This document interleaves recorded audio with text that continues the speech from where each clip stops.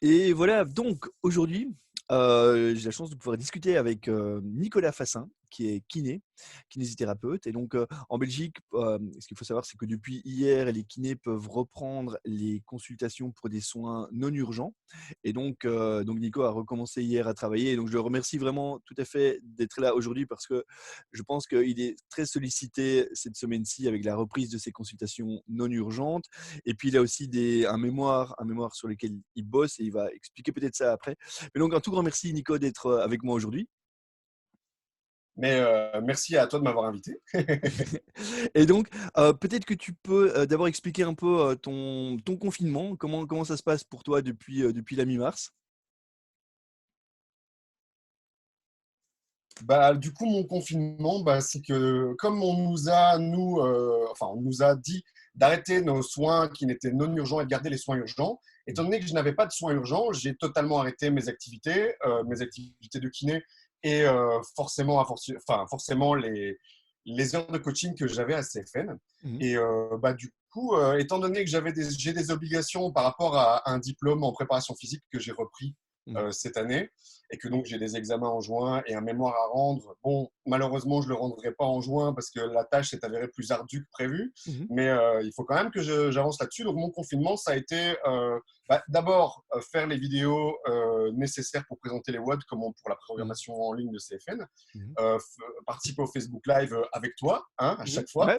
Mmh. et écrire ce mémoire et essayer de m'occuper au mieux sans sortir et prendre de risques. Ouais. Donc Et c'était un est-ce petit peu ça. Des choses que j'ai faites, par exemple, qui n'étaient pas habituelles chez moi, c'est j'ai jardiné. Mmh. J'ai appris quelques notions de jardinage et j'ai abattu des arbres et élagué, entre guillemets, des choses. Donc Ouais. c'était assez intéressant aussi. Mmh. Ça change un peu. Donc voilà, Ouais. j'ai essayé de voir le côté positif du confinement et mettre à profit le temps qui m'était offert. Top, super. Et est-ce que tu peux un peu te présenter? Alors, je pense qu'il y a pas mal de gens qui te connaissent parce que tu as déjà beaucoup circulé dans le CrossFit francophone. Est-ce que tu peux expliquer un peu ton parcours?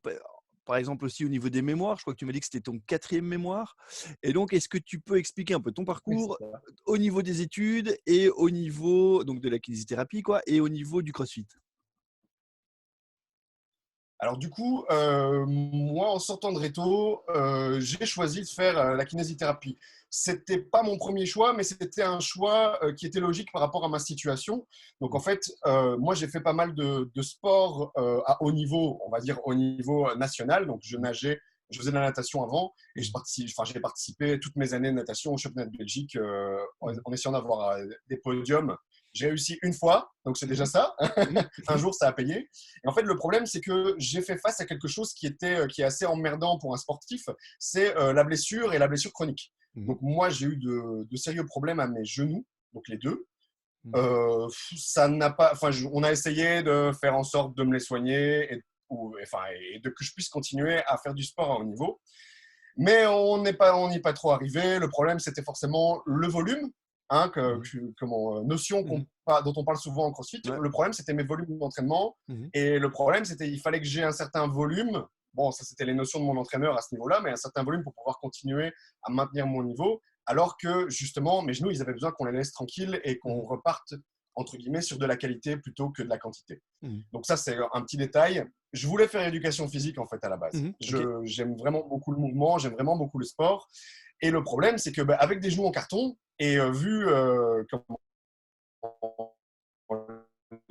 et la demande des études d'éducation physique, parce que donc il y a les cours, mais il y a aussi une certaine demande pratique. Mmh. Je me suis dit, bah, pourquoi pas plutôt me lancer en kiné, d'autant Mmh. plus que par après, j'ai quand même remarqué que pas mal de gens qui faisaient des masters en éducation physique finissaient par faire kiné après, via une passerelle, et finalement à être kiné. Donc Ouais. c'était peut-être à mon choix, j'ai peut-être gagné du temps dans Mmh. les études, j'ai peut-être gagné un mémoire. C'est OK. bien. Alors du coup, j'ai fait mes études, je suis sorti de mes études en 2010 Mmh. et donc du coup, dans cette logique toujours de sport, bah, j'ai fait un master complémentaire qui était proposé à l'UCL à ce moment-là, Mmh. donc un master en kinésithérapie du sport et thérapie manuelle. Donc la Mmh. thérapie manuelle, c'est tout ce qui est manipulation et donc entre guillemets l'apanage des ostéopathes, mais Mmh. sans un cursus complet, vraiment tout ce Mmh. qui est utilisation des mains et des techniques manuelles Ouais. pour le soin. Parce que donc rappelons quand même que la kinésithérapie, c'est donc à la base un mélange de thérapie manuelle et de gymnastique médicale. Et c'est ça c'est ça en fait qui me plaît dans les deux, c'est que il y a ce côté contact, travail manuel, et ensuite après ce travail d'exercice en fait finalement, d'exercice thérapeutique comme on utilise maintenant de manière assez répandue dans le coaching aussi. On fait quelques exercices thérapeutiques pour de la prévention, pour la récupération de blessures, pour empêcher la récidive. Et c'est vraiment cet aspect global de la profession qui m'avait plu. Donc, c'est vraiment ce mélange entre l'activité physique et le soin. Du coup, avec mon passé de sportif, j'ai voulu m'occuper de sportif, donc j'ai fait ce master. La première année, en fait, finalement, j'ai passé tous les examens, mais je n'ai pas passé de mémoire. Déjà, à ce moment-là, c'était le mémoire qui m'embêtait. Je n'ai pas passé de mémoire parce que j'ai eu l'opportunité de partir avec l'équipe belge pour les universiades. Donc, en fait, les universiades, c'est un petit peu les Jeux olympiques universitaires. Donc, en fait, la Belgique envoie une délégation d'athlètes qui sont inscrits dans des universités, pas forcément belges, et qui sont sportifs de haut niveau. Donc, les prérequis, c'est d'avoir forcément des minima sportifs et d'être inscrit dans des études supérieures. Donc, j'ai eu cette chance-là. Ça s'est tombé en août, au moment où j'aurais dû terminer l'écriture de mon mémoire en dernière minute. Donc, ça ne s'est pas fait. Donc, du coup, je l'ai passé l'année suivante. Et donc, en 2012, donc j'ai été diplômé en septembre 2012 parce que du coup, je me suis fait un peu prendre au fameux piège de j'étais plus dans un cursus actif parce que j'ai commencé à travailler et tout ça. Et ce mémoire a traîné aussi finalement. Donc, une fois que je l'ai passé en 2012, j'en ai eu un petit peu marre de la Belgique, entre guillemets, de comment j'avais quand même fait 7 ans d'études. C'était habité à Louvain-la-Neuve, 7 ans d'études. À un moment, j'avais envie de changer d'air. Donc, je me suis un peu intéressé à la France. Et il se trouve que j'ai eu une amie qui est partie s'installer à La Réunion. Et qui un jour d'août, donc c'était avant de présenter mon mémoire, m'a appelé en me disant hey, écoute, j'ai eu un appel de l'ordre des kinés, la branche régionale de l'ordre des kinés à La Réunion, qui m'appelle en me disant que voilà, il y a un tel kiné qui cherche quelqu'un pour commencer en octobre. Et du coup, j'ai pris les coordonnées, j'ai appelé. Et donc j'ai passé mon mémoire en septembre. Et le 8 octobre, j'atterrissais à La Réunion. Ok. Donc ça, c'était ma première étape à La Réunion, parce qu'il y en a eu, c'est compliqué. Donc, je suis d'abord resté 2 ans là-bas. J'ai travaillé comme kiné normal, dans un cabinet. Là-bas, bon, les gens aiment le trail, donc j'ai fini par me mettre un petit peu au trail. J'ai soigné des trailers, donc je me suis beaucoup intéressé à la course à pied à ce moment-là. Et c'est aussi à ce moment-là que j'ai commencé à m'intéresser au CrossFit en tant que… je crois que mon premier login sur le site crossfit.com, le tout vieux, date de 2010. Et j'étais justement en formation kiné du sport, et je m'intéressais un peu à tout ça. Je regardais un petit peu de quoi on parlait, entre guillemets, aux States et tout ça, et sur les réseaux sociaux.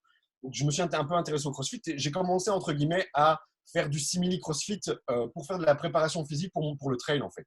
Donc, j'ai remarqué que en courant, mes athlètes, c'était tous des fils de fer. Et on arrivait tous avec des tendinites et des choses comme ça. Et je me suis dit, il va falloir qu'on renforce tout ça.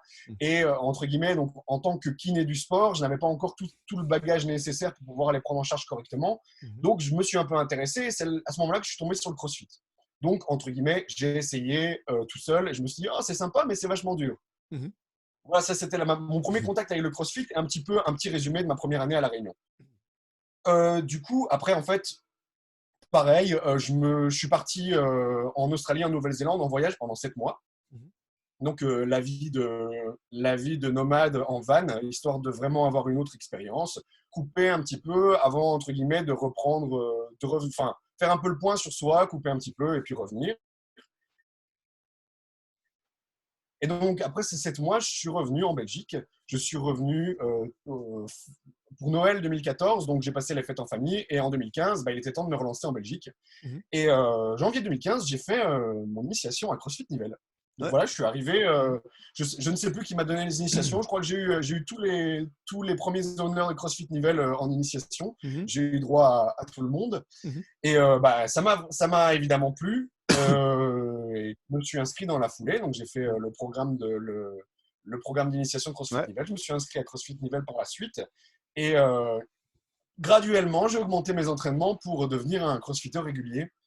Et du coup, c'est à ce moment-là en fait qu'il y a un petit déclic dans ma tête en me disant, mais finalement, tout ce qu'on nous apprend à l'école de kiné, que ce soit en nutrition, que ce soit en pratique physique, ben, ça ne me plaisait pas. Le CrossFit me plaisait beaucoup. Et ce que j'aimais beaucoup aussi, c'était la philosophie derrière.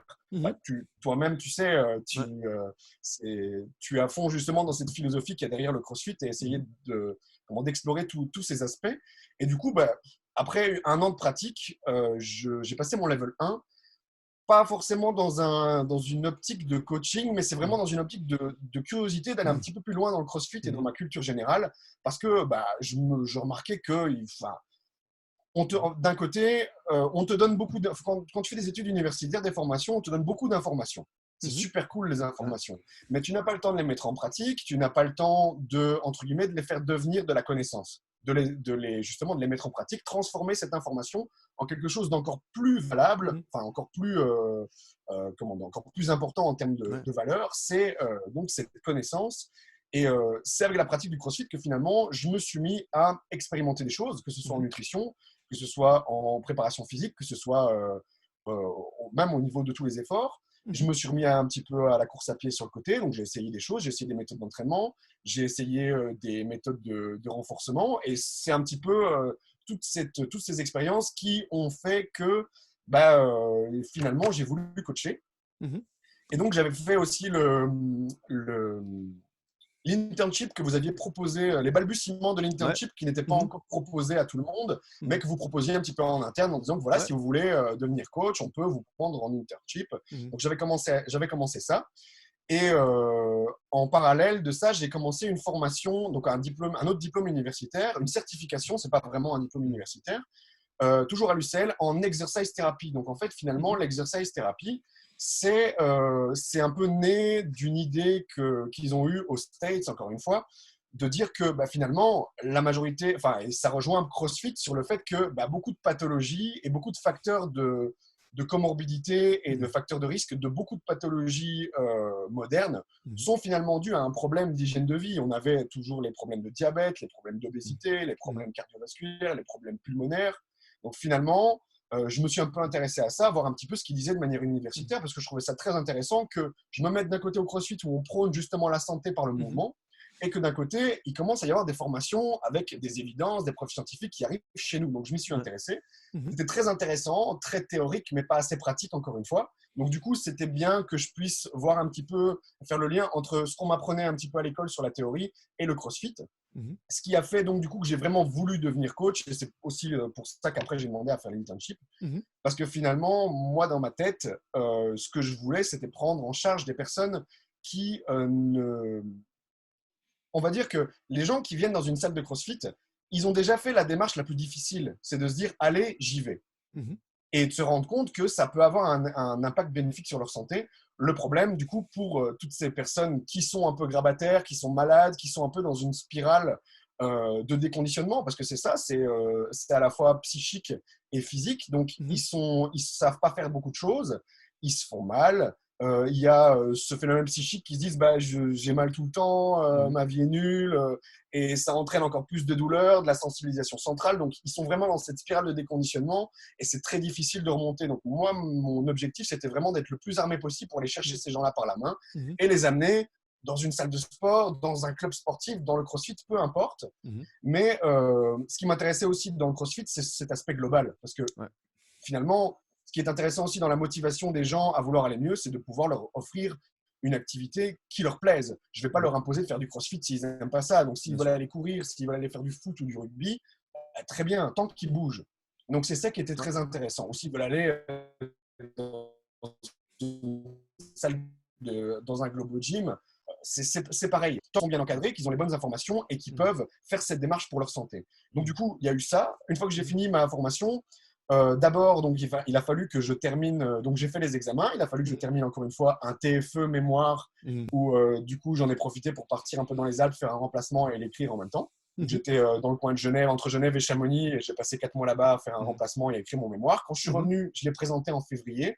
Et bah, j'ai réussi. Et quand j'ai Mhm. réussi, bah, je suis reparti pour la deuxième fois à La Réunion. Je suis Mhm. reparti de nouveau 2 ans où là, donc, euh, pendant mon séjour d'1 an et demi en Belgique au préalable, j'avais été en vacances à La Réunion en plein milieu enfin, j'étais allé 5 semaines en vacances à La Réunion et j'étais allé m'entraîner du coup dans la première version de la salle de Damien Stimmons qui Ouais. donc est propriétaire de CrossFit Redbird. Et j'avais vraiment beaucoup aimé l'ambiance et tout ça, donc c'était vraiment chouette. Quand je suis retourné à La Réunion, je suis allé m'inscrire chez lui en fait. Je suis allé m'inscrire chez lui. Entre-temps, il avait déménagé. Il n'était plus donc à la Saline-les-Bains à La Réunion, près de la plage. Dommage. Mais il avait opté pour dans les hauteurs de Saint-Leu, donc qui est un peu plus au sud-ouest dans La Réunion. Sur un hangar, donc beaucoup plus pratique par rapport à la surface qu'il avait avant au bord de mer.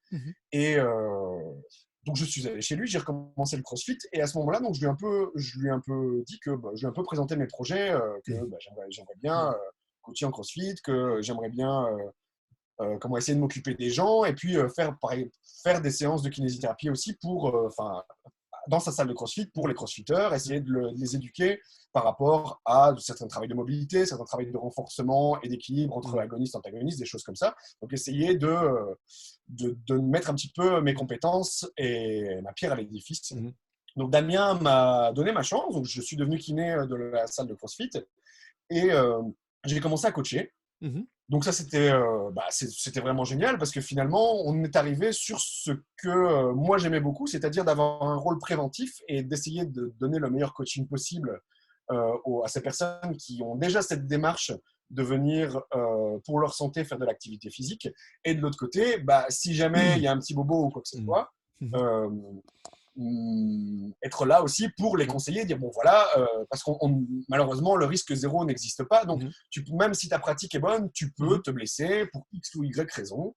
Et justement, la douleur et les blessures sont multifactorielles, donc tu peux jamais savoir, tu peux jamais prévoir. Donc j'étais un peu là pour ces deux aspects, prévention et soins, et ça m'a vraiment beaucoup plu. On va dire que j'ai un petit peu trouvé une partie de ma voie dans ma pratique que j'ai eue à CrossFit Redbird à cette période-là. Et du coup, ensuite, dans mon cabinet de kiné, le but, c'était je voyais donc ces gens qui étaient déconditionnés, qui avaient mal, ces gens qui venaient régulièrement. Parce que donc, du coup, la différence au niveau des prescriptions de kiné en France et en Belgique, c'est qu'en France, tu n'as pas vraiment de limite. Tant que tu vas chez ton médecin prescripteur et qu'il te prescrit, les mutuelles et la sécurité sociale vont te rembourser tant que c'est prescrit. Donc, les gens sont un peu déresponsabilisés totalement. Ils ont mal, ils vont chez le médecin, ils ont une prescription de kiné et ils viennent se faire masser en fait. Ils viennent pour du bien-être et des choses comme ça. Évidemment, c'est pas forcément quelque chose pour lequel j'ai signé. J'ai signé pour que le massage soit un de mes outils thérapeutiques, par exemple. Donc la thérapie manuelle, masser, travailler les tissus, c'est quelque chose qui peut être utilisé.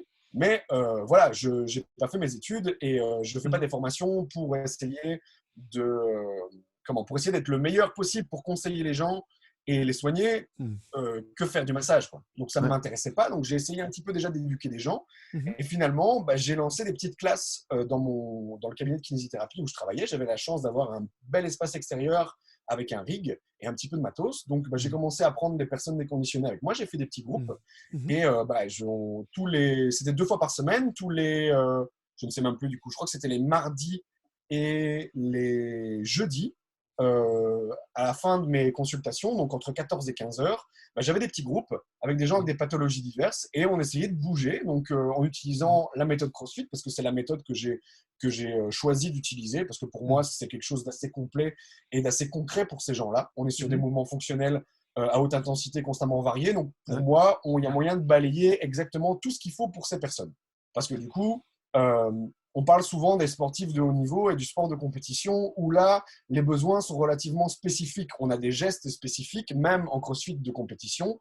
On sait plus ou moins ce qui nous attend en compétition. Ou alors, par exemple, pour un lanceur du javelot, on va entraîner des gestes spécifiques qui risquent d'avoir en compétition. Tandis que sur ces personnes déconditionnées, ce qu'on veut, c'est qu'ils bougent simplement et qu'ils soient le plus confortables possible dans leurs activités de la vie quotidienne en utilisant des mouvements fonctionnels. Donc, c'est ce qui va se rapprocher le plus de leur vie quotidienne. Et donc, du coup, j'ai vraiment essayé de mettre en place des classes de cross-training, vu que je ne pouvais pas appeler ça du crossfit, à mon cabinet, avec mon chapeau de kinésithérapeute en mode préventif. Et j'étais, entre guillemets, c'était mon laboratoire parce que c'était les premières classes de personnes, entre guillemets, malades ou déconditionnées que je prenais. Et je me suis rendu compte, en fait, de la différence entre coacher une classe de gens qui sont, entre guillemets, autonomes et normaux. Je mets Mhm. normaux avec des Ouais. guillemets, parce que Mhm. ces gens-là sont normaux aussi, mais simplement déconditionnés. Mhm. Et en fait, c'est vraiment difficile parce qu'on a des gens qui finalement, mon constat, c'est qu'ils ne savent pas utiliser leur corps. En fait, c'est pas Mhm. forcément, enfin, qui ne savent pas utiliser leur corps ou qui ne savent Mhm. plus utiliser leur Mhm. corps. Ouais. Ils ont des schémas moteurs qui sont biaisés, qui sont tronqués. Ils ne savent plus bouger. La coordination, donc même le rythme d'activation et de désactivation des muscles pour faire un mouvement complexe, ils ne l'ont plus. Mhm. Donc, par exemple, on a des mouvements qui ne sont pas organisés, des muscles qui sont surchargés dans certains schémas moteurs Mhm. et qui forcément mènent à des douleurs. Donc, Ouais. cette expérience m'a permis Mhm. de savoir maintenant ce que je Mhm. voulais faire.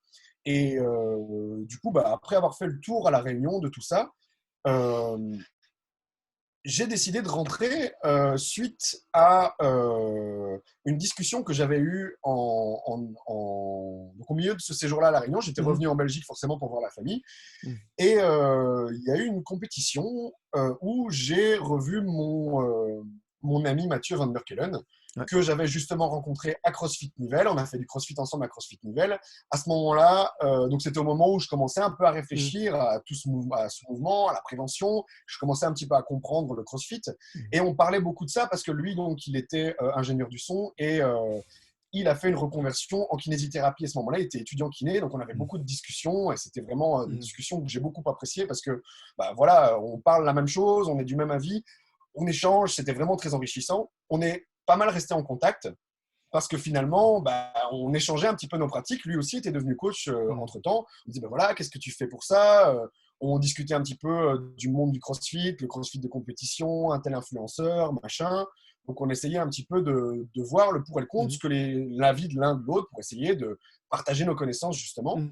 Et sur cette rencontre, à cette compétition, en fait, on s'est rendu compte qu'on avait un peu le même projet, qu'on voulait un petit peu faire bouger les gens, enfin, Mhm. continuer à soigner les gens, parce que c'est quelque chose quand même qui est la base de notre métier, Mhm. soigner les gens, mais justement remettre un peu l'accent sur ce côté préventif et remettre un peu l'accent aussi sur aller chercher les gens par la main et dire, allez, venez bouger. Et on va dire que c'est pas très commerçant ou commercial de notre part, Mhm. parce qu'en fait, finalement, notre but, c'est que prendre en charge les gens pour qu'ils n'aient plus besoin de nous après. En fait, Ouais. on veut Mhm. les éduquer et on veut les mettre sur la bonne voie de la santé. Du Mhm. coup, ça nous a fait aussi nous intéresser à tous les aspects. Donc, l'aspect hygiène en général. Donc, Mhm. hygiène qui comprend l'activité physique, le sommeil, l'alimentation, le Mhm. repos, Mhm. le travail de mobilité, la respiration. Donc, essayer de prendre un petit peu toute cette hygiène dans un sens global. Et ce qui me faisait un petit peu rire aussi Mhm. en lisant à cette période-là, c'est que mon grand-père m'a filé un bouquin sur l'activité physique, donc un bouquin qui a été écrit dans les années 70, je crois. Mhm. Et en fait, ce bouquin, c'était plus de la philosophie qu'autre Mhm. chose, hein, la philosophie de l'entraînement, et Ouais. plus que vraiment des exercices et des choses comme ça. Mais la réflexion était assez intéressante. Et en fait, on est d'accord. Ce qu'on écrivait avant, Mhm. c'est ce que prône CrossFit, entre guillemets, maintenant. Ouais. C'est ce à quoi on revient avec l'exercise médecine et le fait de faire bouger les gens pour qu'ils soient Mhm. en bonne santé. Et donc, je me suis vraiment dit, allez, il est temps, entre guillemets, de faire machine arrière, de défaire tout ce qu'on a mal fait et de revenir Mhm. sur faire bouger les gens, les éduquer, leur apprendre à bien manger, bien Mhm. dormir, avoir une bonne hygiène de vie et essayer aussi donc de bien Mhm. respirer, qui va aussi avec la gestion de son stress. Ouais. Parce que finalement, tout ce qui a été construit dans cette société moderne, Mhm. on est sur des humains qui sont totalement dysfonctionnels à énormément Mhm. de points de vue, en fait. Mhm. Que ce soit au niveau. Et je dis ça, voilà, ce n'est pas une critique sur Mhm. n'importe qui, Mhm. c'est avant tout une observation par rapport à mon propre mode de vie avant. Mhm. Ouais. Et, entre guillemets, des mécanismes néfastes que j'ai toujours et que j'essaye de défaire au fur et à mesure de mes explorations et de mes expériences pratiques par rapport à ce que j'essaie d'apprendre tous les jours. Mhm. Donc, Ouais. du coup, de cette rencontre est né un petit peu le projet Tribe Concept Mhm. qui se veut, entre guillemets, un cabinet, pas forcément un cabinet, mais une structure où on va pouvoir donc soigner les gens, parce que notre Mhm. métier principal est kinésithérapeute. On est Mhm. tous les deux coach CrossFit Level 2, donc Mhm. prendre en charge les gens et les amener faire une bonne pratique de l'activité physique et aussi, avec l'exercise thérapie, aller chercher les gens de leur fauteuil et, entre guillemets, leur réapprendre à bouger tout doucement parce qu'on s'est rendu compte que ce n'était pas forcément facile et que on a eu par exemple quelques obèses à prendre en charge avec Mathieu. C'est pas évident parce qu'il y a plein de mouvements de poids de corps qui n'arrivent pas à faire. Donc, il faut vraiment tout scaler. Il faut revenir vraiment à des mouvements basiques. Et on est plus sur des mouvements que des exercices finalement. Il faut les réapprendre à bouger. Il faut leur réapprendre à se réapproprier leur corps en fait. Réapproprier leur corps, se réapproprier leur motricité et leur confort dans leur propre corps. Parce que pour citer des choses bateaux, le corps, on n'en a qu'un, c'est le seul vaisseau qu'on aura toute notre vie et il faut en prendre soin. Le fameux, et aussi donc mentalement, avec le stress, donc anima sana, in corpore sano. On en revient à ce que tu aimes bien un petit peu, hein, les philosophes et les penseurs antiques. Et ce que j'aimais bien aussi dans notre idée, c'est que dans notre idée de ramener l'hygiène, c'est qu'on en revient aussi à l'idée du gymnos grec qui donc, qui a donné le nom au gymnase actuel, qui est, entre guillemets, associé avec le sport. Mais à l'époque, c'était pas associé au sport, c'était l'activité physique en tant que sport qui était associée à l'hygiène. Et donc, on en revient à tous ces préceptes antiques qui datent d'il y a des millénaires, et dont je ne sais pas pourquoi on s'est éloigné finalement. Et donc voilà, ici avec Mathieu, on a ouvert Tribe Concept. Donc on a eu malheureusement un petit hic de parcours. Donc le premier cabinet qu'on a ouvert n'a pas fonctionné pour X et Y raisons, je ne reviendrai pas là-dessus. Mais entre guillemets, cet échec a fait que Mathieu est coach à CrossFit Wavre et a ouvert un cabinet à CrossFit Wavre et que on a ouvert aussi, je suis coach et Mathieu est coach aussi à CrossFit Nivelles et qu'on a ouvert un cabinet à CrossFit Nivelles. Donc ça nous a, le fait de s'être un peu planté l'année dernière sur l'établissement de notre cabinet nous a réorienté j'ai envie de dire au bon endroit. Ok. Pour la santé et l'activité physique. Super, et c'est super intéressant déjà comme présentation et ton parcours est vraiment assez fascinant je trouve et en fait il y a une richesse par les allers-retours que tu fais entre la pratique, donc c'est-à-dire ta pratique en tant que sportif de haut niveau quand tu étais plus jeune et ta pratique en tant que coach et la théorie avec des études que tu as repris au fur et à mesure, donc c'est super intéressant. Et tu as dit à un moment une chose, avec cette idée en France qu'il pouvait y avoir une déresponsabilisation parce qu'on peut avoir autant de consultations qu'on veut. C'est aussi un truc qui me parle beaucoup parce que, à mon avis, il y a dans l'idée si la prévention ne se développe pas plus, c'est aussi parce qu'avec l'idée de prévention, il y a donc aussi une certaine idée de responsabilisation. Et c'est ça qui rend la chose compliquée parce qu'évidemment, tout le monde serait d'accord sur le fait qu'il faut faire de la prévention, ça paraît évident. Mais qui dit prévention, dit responsabilisation. Et finalement, c'est un peu ce qu'on fait aussi dans le CrossFit, c'est qu'on est sur les deux choses. On est sur de la prévention, je pense, 80% du temps. Mais en même temps, il y a aussi un peu de prise en charge après, c'est-à-dire que si quelqu'un a développé certains problèmes de santé, certaines maladies chroniques comme diabète, etc., le CrossFit, l'activité physique peut venir en méthode pour arriver à diminuer ces effets-là ou voire même peut-être à faire disparaître certaines causes de maladie, quoi. Et est-ce que tu peux peut-être un peu développer ça entre l'idée de prévention et l'idée après de guérison? C'est peut-être pas mon mot, mais Ouais, pas forcément de guérison, parce que je vais essayer de développer ça. ouais. Ici, donc, en fait, finalement, ce concept en fait, de responsabilisation, c'est un petit peu, c'est un petit peu le point d'orgue, entre guillemets, de la collaboration entre Mathieu et moi. Moi, ce qui m'a fait… Parce que, en fait, je ne suis pas parti de la réunion. Tout le monde me pose toujours la question en me disant « Mais pourquoi tu es parti du paradis ?» Et je leur dis, mais le paradis, c'est une question de point de vue. Et que, en fait, dans ma quête de recherche d'épanouissement professionnel, je me suis rendu compte, en fait, que cette déresponsabilisation des patients, en fait, elle bouffait mon boulot. Parce qu'en fait, finalement, les gens viennent pas… Toi, tu veux offrir le meilleur service possible à tes patients.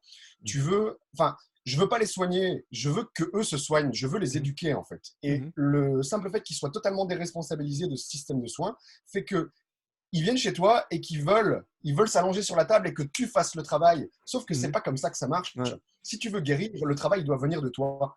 Et c'est vraiment cette pensée qui nous a motivés avec Mathieu d'essayer de combiner un petit peu tous nos champs d'activité pour essayer d'avoir un concept. C'est pour ça qu'à Tribe, on a mis concept parce que on s'est dit, bon voilà, c'est quand même, même si des gens vont faire des choses similaires à nous, on va les faire à notre façon et on va les faire à notre façon et on va essayer de mêler un petit peu toutes nos propres compétences à tout ça. Quand je parle de responsabilisation, de déresponsabilisation, en fait, avec Mathieu, ce dont on est d'accord, c'est que c'est quelque chose de global, en fait, au niveau de la médecine. Donc, je parlais ici du cas particulier de la France et de la kinésithérapie. Dans le cas de la Belgique, c'est vrai que les gens sont un peu plus responsables par rapport à leur santé si on parle par exemple, d'ostéopathie ou de soins de kinésithérapie. Mais en fait, de manière générale, dans le monde, la médecine moderne, en fait, fait tendre le patient à cette déresponsabilisation parce qu'on leur dit, bah, vous avez mal quelque part, on va voir le médecin et je ne vais pas dire on parce que ce n'est pas le cas pour moi. La majorité des gens espèrent sortir de chez le médecin avec des médicaments pour aller mieux sans rien faire. Et en fait, le problème, c'est que même si dans certains cas, c'est nécessaire, je vais prendre l'exemple de l'anti-inflammatoire. Vous allez aller chez le médecin parce que vous avez mal à l'épaule. Le médecin, il y a certains médecins qui sont bons en médecine physique, qui vont savoir poser un diagnostic, qui vont pouvoir faire un bilan clinique et savoir, entre guillemets, même s'ils ne sont pas parfaits, avoir déjà une idée de ce qui se passe en fait. Mais il y a des médecins qui ne sont pas des médecins généralistes. Je ne vais pas parler de médecins spécialistes. Il y en a qui s'y connaissent un petit peu parce que c'est leur spécialité. Mais il y a des médecins généralistes qui ne savent pas trop en fait comment ça se passe. Donc, on finit par être dans le même schéma du médecin. Donc, la majorité des gens qui vont chez le médecin, ils reviennent, on leur donne du sirop, on leur donne de la pénicilline, des choses comme ça pour soigner des symptômes qui sont d'origine virale, bactérienne et des maladies. Ici, on est sur des syndromes physiques, donc on est sur de la médecine physique et des fois, leurs connaissances ne sont pas suffisantes. Donc, on a une prescription de kiné qui est mis, ou il est mis, allez, on parle de l'épaule, donc il est mis scapulalgie, et donc du scapulalgie, qu'est-ce que ça veut dire? Ça veut dire douleur d'épaule. Super, ça m'avance, tu vois, déjà de 1. Et bon, c'est pas forcément grave parce que d'un côté, ils nous délèguent aussi, donc ils nous font confiance, mais les gens viennent avec des anti-inflammatoires. Et tu as envie de dire, à quoi ça va servir un anti-inflammatoire? Outre les effets secondaires, on va passer les effets secondaires pour le moment, mais finalement, on fait du cache-misère. On va cacher l'inflammation et on va pas travailler, sauf s'ils viennent chez le kiné, en sachant qu'en Belgique, on n'a pas beaucoup de prescriptions de kiné, on va faire un cache-misère et les gens vont dire « Oh, j'ai arrêté mes anti-inflammatoires, je suis revenu, je vais prendre des anti-inflammatoires. » Ok. Ils vont aller faire le tour de leur pharmacie pour aller mettre des anti-inflammatoires. Donc, on est sur un schéma où, peu importe ce qu'on fasse, on déresponsabilise les gens. Donc, nous, ce qu'on s'est dit, c'est que éduquons un petit peu tous ces gens. Les gens qui vont venir chez nous en kinésithérapie, on ne va pas seulement les soigner, on va essayer de les éduquer et de leur dire, tu vois, ce mouvement, il te fait du bien. Tu vois, cet exercice de mobilisation, il va t'aider à gagner en amplitude. Donc, c'est ce qu'on veut, que les gens soient responsables, que les gens décident de se soigner eux-mêmes. Et donc, par exemple, quelque chose qu'on a mis en place, c'est qu'on essaye de limiter, d'autant plus que les séances prescrites sont limitées en Belgique, on essaie de limiter les séances, on fait le moins de séances possible. Par contre, ils vont partir avec des exercices à faire à la maison. Parce que du coup, ils vont se rendre compte, c'est un moyen, pour ceux qui n'ont pas compris, c'est un moyen pour que ces gens se rendent compte que s'ils font les exercices à la maison, ce n'est pas les pauvres séances de kiné qu'ils vont avoir sur une relativement longue période, mais pas très fréquemment, qui vont, entre guillemets, les soigner. C'est vraiment le mélange des deux, mais c'est surtout les exercices qu'on va leur prescrire. Parce que finalement, on prescrit des exercices. Et selon moi, c'est comme ça qu'on devrait fonctionner. Surtout dans un système belge où on nous prescrit pas chose. Et que finalement, en fait, il ne tient qu'à chacun d'aller mieux. Et c'est les encourager à bouger dans une salle de crossfit, à aller dans un globo gym, à faire du sport avec toutes les précautions possibles. Et si jamais ils sont blessés, venir chez nous pour dire, voilà, j'ai mal là, quand je fais ça, on trouve des solutions, on leur donne des exercices, ils rééquilibrent un petit peu leur système. Et si jamais ça revient, entre guillemets, parce que ça arrive, en fait, ils n'ont pas besoin de venir nous voir parce qu'ils savent Mmh. déjà quoi faire. Ouais. Et Mmh. c'est ça que je trouve qui est intéressant, c'est de pouvoir, entre guillemets, lui, on l'a éduqué pour un tel problème, il a toutes les connaissances nécessaires, il n'a plus besoin de nous. Donc, Mmh. hop, Ouais. c'est bien, on va pouvoir libérer du temps pour prendre en charge quelqu'un d'autre. Et Mmh. ça, c'est assez intéressant, d'une part. Et en plus, ce qu'on aime bien aussi, et le fait d'être dans une salle de CrossFit, c'est qu'on est directement au contact aussi de ces gens qui ont déjà fait la démarche, Mmh. mais qui peuvent, par exemple, sur certains mouvements, bon, ils ont, imaginons, un manque de mobilité, ou alors ils sont un peu raides, ou alors au niveau du schéma moteur, ils n'ont pas encore bien le Mmh. mouvement. Ils surchargent certains muscles, pardon, Mmh. et ils se disent, bah, c'est vrai que quand je fais ce mouvement-là, bah, j'ai pas mal, mais j'ai des Mmh. tensions souvent régulièrement dans telle partie de mon corps. Ça Mmh. vient régulièrement, ça va, ça vient. On encourage aussi ces gens-là à venir nous Mmh. voir en prévention. Mmh. Et donc, du coup, on a cette prévention double, cette prévention d'amener les gens vers une bonne pratique de l'activité physique, Mmh. et cette pratique aussi de dire, d'être un peu attentif à leur corps en disant, ben voilà, j'ai un petit peu mal là quand je fais les exercices. Le coach, entre guillemets, il a fait son taf correctement. Mmh.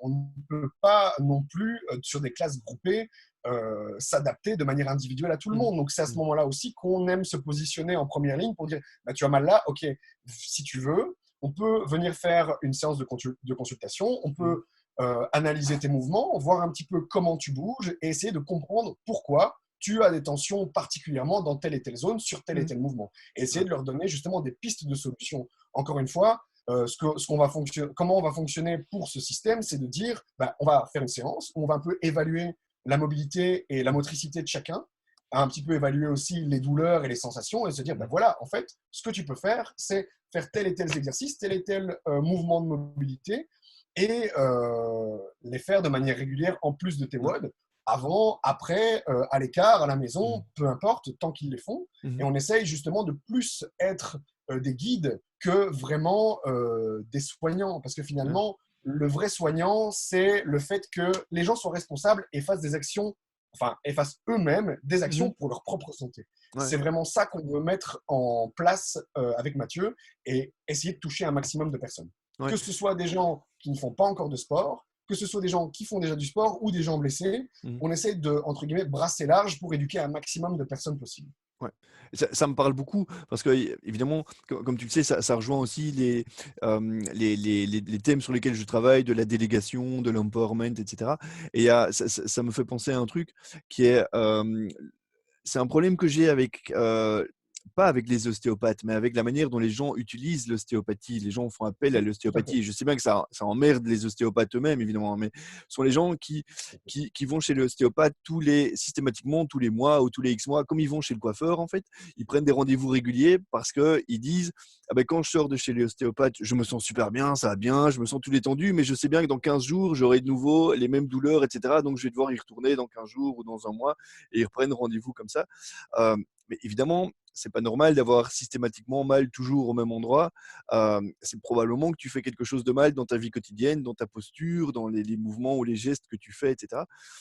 Autant c'est normal d'aller chez le coiffeur tous les mois ou quoi parce que tes cheveux repoussent, autant une douleur qui revient tous les mois, c'est quand même le signe de quelque chose qui ne va pas. Et du coup, effectivement, cette prévention, ce travail sur la mobilité, sur le mouvement est super importante, quoi. Et est-ce que tu as l'impression depuis, ces dernières années que les médecins sont plus dans cette idée-là aussi et que, ils font plus souvent appel à des kinés pour faire de la prévention et pour prescrire des séances de travail, de mouvement et pas juste de manipulation? Alors, oui, il y a quelque chose il y a un mouvement chez les Mmh. médecins aussi qui commence à arriver. C'est évidemment très lent, Mmh. mais ils commencent à, entre guillemets, «à tendre l'oreille» et à se Mmh. dire: «Ah, c'est vrai que, on est dans l'impasse Mmh. avec certains types de traitements Mmh. et de pathologies» et que c'est vrai que, bah, apparemment, j'ai entendu que, ils sont allés chez, un tel parce que Mmh. bon, voilà, on a parlé des ostéopathes, mais il y a des ostéopathes qui donnent aussi pas mal d'exercices Oui. à leurs patients. Donc, entre Mmh. guillemets, ils font un petit peu ils ont un petit peu la même approche que nous finalement. Et ce qu'il Mmh. faut, c'est toujours essayer d'avoir ce travail, entre guillemets, d'abord peut-être bien manuel pour essayer d'évaluer aussi et d'essayer de régler rapidement des Mmh. problèmes et ensuite donner des exercices. des ostéopathes qui font ça, des kinés qui font ça, des thérapeutes manuels, et ils se disent un peu, mais c'est vrai on les a un petit peu laissés tomber, on leur a envoyé des patients avec le peu de séances qu'on avait, et là, ils y croyaient pas trop. Et c'est un petit peu aussi, des fois, les médecins, ils envoient chez l'ostéopathe, ils envoient chez le kiné aussi en disant, bah, je sais pas quoi faire pour vous, allez les voir, parce qu'ils le disent pas forcément, mais Ouais. ils disent, je sais pas quoi faire, je vais les envoyer chez quelqu'un d'autre. Mhm. Mais il y a des médecins, justement, qui commencent vraiment à se dire, bah, je sais que si on travaille la mobilité de votre hanche, bah, par exemple, vous allez avoir un petit peu moins mal au dos, vous allez avoir un petit peu moins mal au genou. Donc, bah, allez voir un petit peu, bon, après maintenant, ils les orientent, ils disent, allez voir un petit peu un tel ou un tel. Je sais qu'ils ont déjà eu quelques bons résultats avec les médecins. Et finalement, ce qui est important, c'est aussi d'éduquer ces médecins, parce que finalement, ils sont au sommet de ce système de déresponsabilisation dont ils ne sont pas responsables. On les a mis dedans, on a dit, voilà, vous êtes médecin, maintenant, vous allez dans le système. Et ils fonctionnent comme on leur a appris, en fait. Le truc, c'est que, donc, comme je dis, ils sont de plus en plus à l'écoute, mais c'est à nous aussi d'essayer d'avoir de plus en plus de contact avec ces médecins et de dire, ben voilà, c'est vrai qu'on n'a pas toujours le temps, mais d'envoyer des rapports. Ils nous envoient quelqu'un, eh ben, c'est quelque chose que plein de kinés n'aiment pas faire, plein d'ostéos n'aiment pas faire. On envoie un petit courrier au médecin en disant, ben voilà, j'ai fait autant de séances avec machin, et regardez, il va venir chez vous, enfin, on leur donne une lettre, par exemple, mano à mano au patient qui va aller donner au médecin en disant, ben voilà, mon rapport, c'est qu'on a fait autant de séances, on a travaillé ça, ça, ça, et regardez, on a une meilleure mobilité, la douleur sur l'échelle de Borg a diminué, et donc du coup, ces médecins se disent, hey, c'est intéressant. Ou alors, il y a simplement des patients qui leur disent, j'ai été voir mon kiné, j'ai été voir mon ostéo, j'ai fait du sport ou j'ai fait du yoga, et le fait de bouger, ça m'a vraiment fait du bien. Donc, il y en a qui commencent à admettre et à comprendre que l'activité physique est très importante. Après, voilà, le travail est encore à faire. On parle des médecins, mais il y a du travail qui est encore à faire chez certains kinés, il y a du travail qui est encore à faire chez des ostéos, il y a du travail qui est encore à faire chez plein de professions médicales, mais effectivement, étant donné que les médecins sont, entre guillemets, les chiefs du système médical, bah forcément, c'est surtout eux qu'il faudrait qu'on cible, parce que si eux ont le message, ils vont le répandre plus vite que nous. Mais ça arrive. Et il y a autre chose aussi, je pense, qui est en train d'émerger à l'heure actuelle. Ça fait un petit temps qu'on en parle, mais j'ai l'impression qu'on en parle de plus en plus maintenant, en particulier dans le CrossFit. C'est tout ce qui touche à la respiration. Et je sais que tu as suivi aussi la formation de Brian McKenzie aux États-Unis là-dessus. Ou je ne sais plus si c'était aux États-Unis, mais tu l'as suivi en tout cas. C'est lui qui est venu en Europe pour plusieurs dates, et il est venu à Lisbonne, et je suis allé à Lisbonne pour suivre Art of Breath avec donc Brian McKenzie et Rob Wilson. Ok. Et est-ce que tu peux expliquer un peu ce que tu as appris là-bas? Est-ce que tu en as gardé pour ta pratique, peut-être en tant que kiné et ou en tant que coach? Alors, en fait, je vais essayer d'aller là-dessus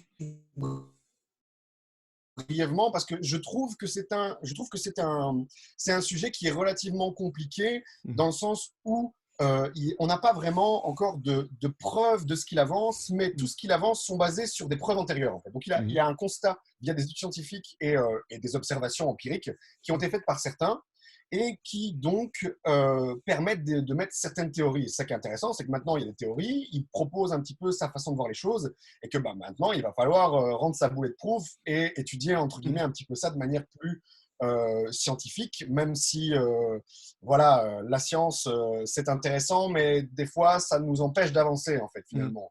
C'est bien aussi des fois de ne pas attendre des preuves et d'essayer d'expérimenter des choses avant d'attendre qu'on nous dise oui, ça marche.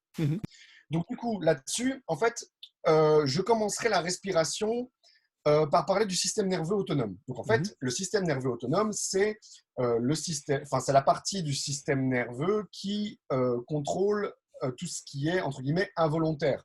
Donc, notre fréquence respiratoire, notre manière de respirer, le battement cardiaque, etc. Et la régulation de certaines hormones. Ce qui va se passer, en fait, finalement, c'est que ce que Brian McKenzie dit, enfin, c'est ce que beaucoup de gens disent, c'est que on a du mal à faire la transition entre le système nerveux sympathique et le système nerveux parasympathique. Donc, le système nerveux sympathique, en quelques mots, c'est le système nerveux de survie. On va être en mode alerte, on va avoir de l'énergie qui va être disponible tout de suite et voilà, on va fuir. On va fuir ou alors on va chasser, par exemple. Donc, le système nerveux sympathique, pour le lion, c'est ce qui va lui permettre de chasser. Il va s'activer, donc il va se mettre en mode warrior, il va aller attaquer sa gazelle et voilà. La gazelle, elle va voir le lion arriver et elle va activer son système nerveux sympathique et se dire, ouais, je vais être grossier, mais elle va dire, oh putain, il y a un gros lion qui est en train de me foncer dessus, je vais crever. Qu'est-ce qu'elle fait? Elle détale. Elle court le plus vite possible. Le lion, il court le plus vite possible. Bah, des fois, le lion, il chope la gazelle, mais la majorité du temps, quand même, la gazelle s'en sort. Donc, ce qui est intéressant de voir, c'est que à l'opposé de ce système nerveux sympathique, il y a le système nerveux parasympathique. Le système nerveux parasympathique, c'est ce qui est relié à la récupération, la détente, et oui, c'est ça, le repos, en fait, finalement, et donc la récupération. Le truc, c'est que il expose ça comme un dimmer, donc le bouton qui nous permet, par exemple, de mettre la lumière très fort ou très peu fort, rester dans la pénombre, donc être, par exemple, en sympathique ou alors parasympathique. Son constat, en fait, c'est que les animaux sont excellents en transition entre l'un et l'autre. C'est-à-dire que le lion, après son sprint, bah, il a raté la gazelle. Ok, zut, il se dit, merde, bigre, fichtre, je ne vais pas manger tout de suite. Qu'est-ce qu'il fait? Il s'allonge. Et en fait, quasiment instantanément, il va halter un petit peu, il est essoufflé, donc là, il va récupérer, et puis directement après, il va se retrouver dans son système nerveux parasympathique. Il va être en mode récupération jusqu'à la prochaine phase sympathique pour chasser ou même se reproduire, parce que finalement, c'est un petit peu ça.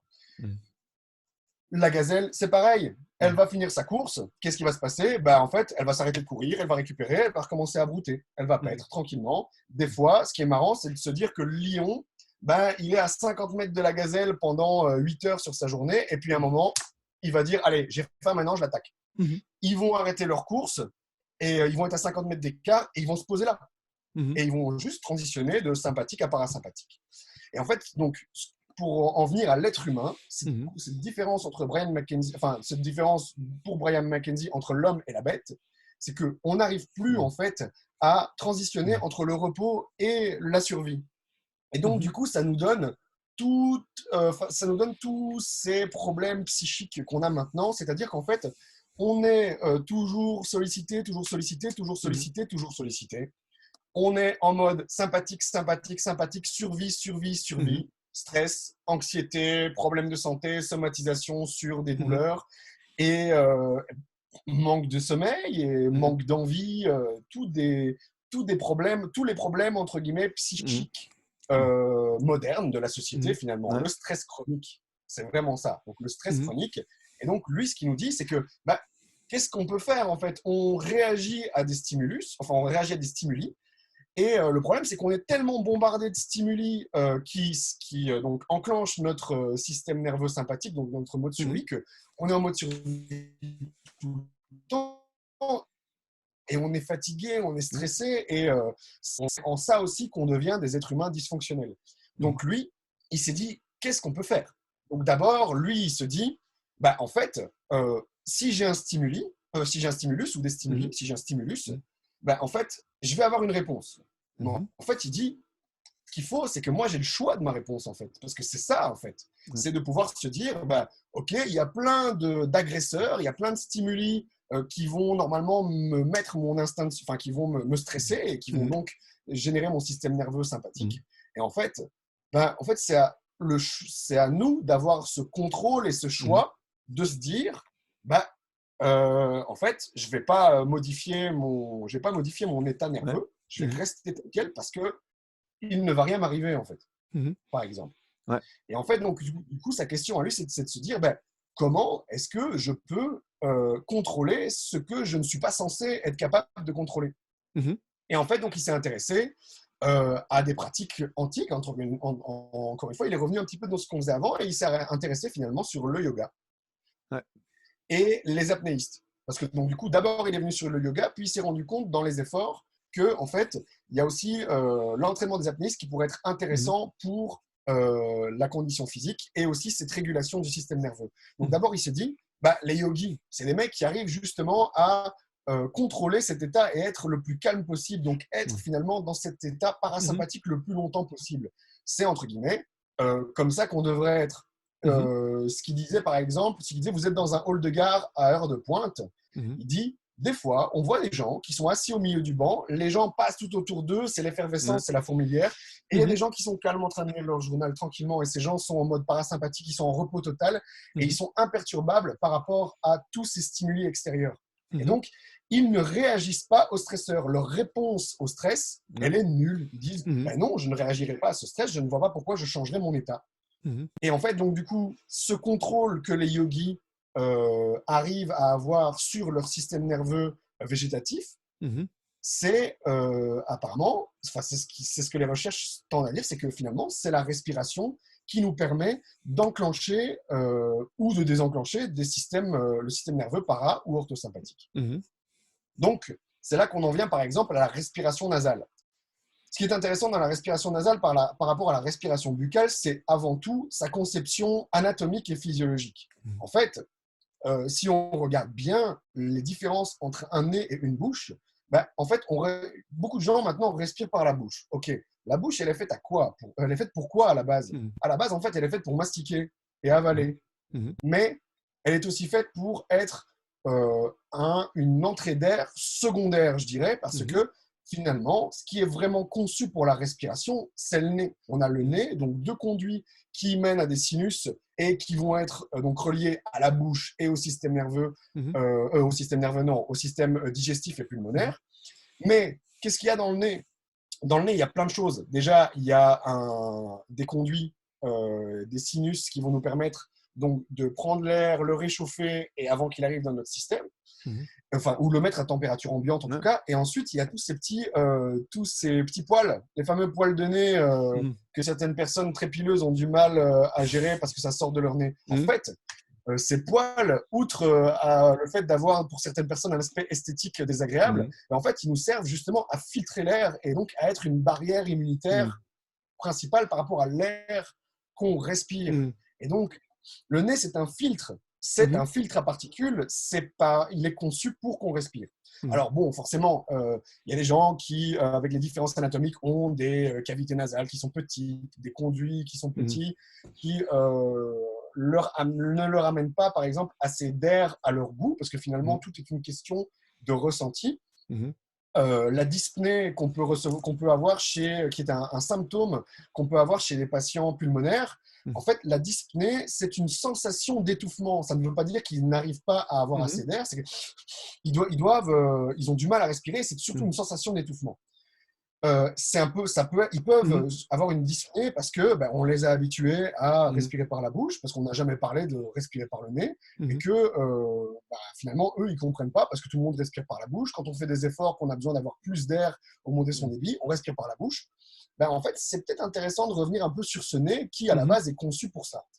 Et encore une fois, tout est une question d'habitude. Pour les gens qui disent j'ai difficile de respirer par le nez, oui, c'est normal, on y est habitué. C'est comme de dire Mmh. à quelqu'un d'habitude, tu cours 1 kilomètre, Mmh. maintenant je vais te demander d'en courir 20 tout de suite.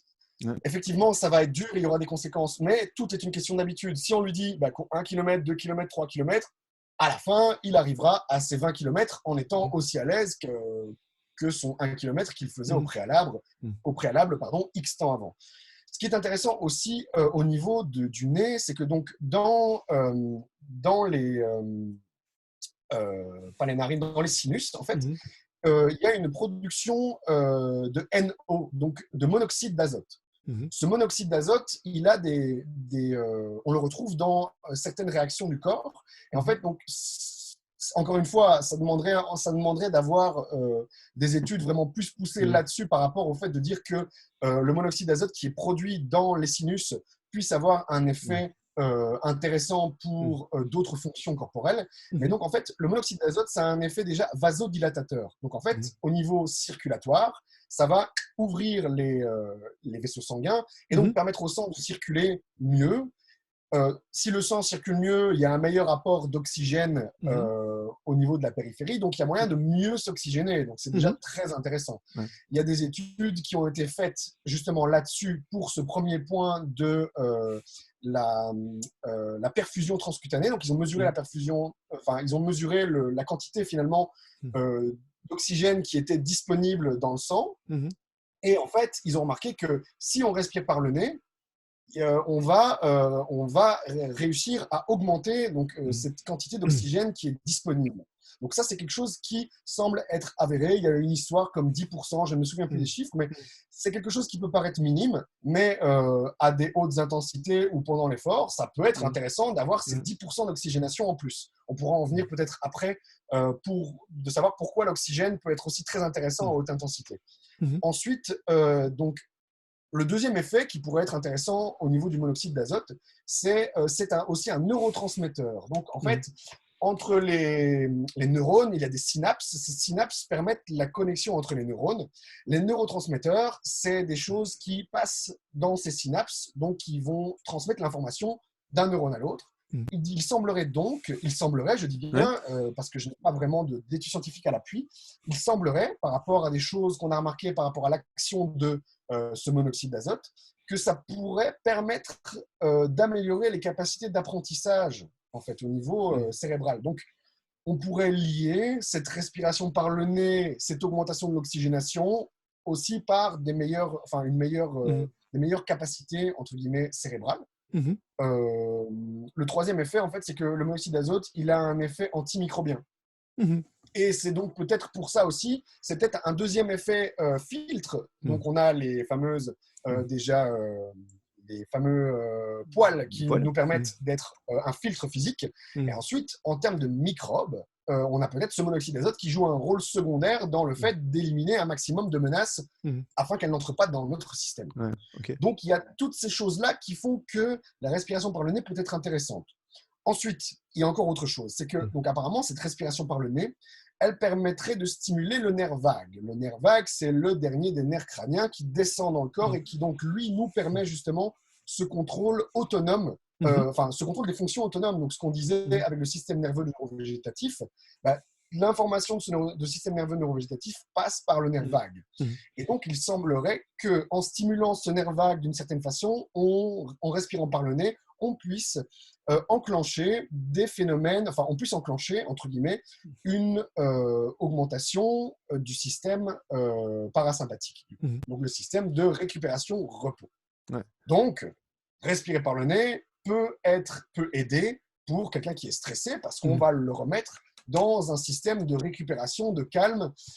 Ce sont des mécanismes qui peuvent être utilisés. Quand on regarde quand même quand on dit à quelqu'un qui est stressé, qui est angoissé par exemple, on lui dit, voilà, respire, voilà, prends des grandes inspirations par le nez et expire par la bouche, tu vois.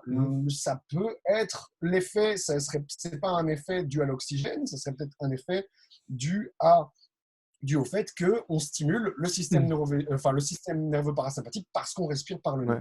Cette cascade, entre guillemets, de réactions qui font que l'air qui rentre dans le nez, tout ce qui se passe, finalement, génère cette activation du système nerveux parasympathique. En plus de ça, si on parle de l'effort, en fait, donc, ça veut dire qu'en augmentant cette oxygénation et en permettant donc, de mieux respirer que par la bouche, en fait, on pourrait essayer. Donc, Brian McKenzie parle d'efficience aérobique. Donc, par exemple, si on parle toujours de capacité aérobie à l'effort, c'est-à-dire, si on parle de capacité, on parle de quantité. C'est-à-dire que donc, on va parler d'un réservoir. Quelle quantité d'oxygène tu es capable de mobiliser à telle intensité d'effort. Donc, ça veut dire que, au niveau des filières énergétiques, tu as.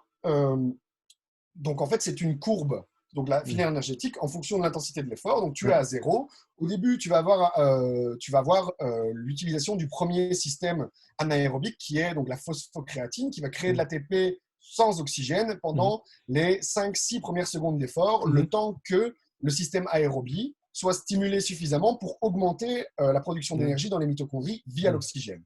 Donc, d'abord, il y a ça qui se met en place pour permettre d'initier l'effort. Et ensuite, ça va passer sur l'aérobie, donc cette utilisation d'oxygène.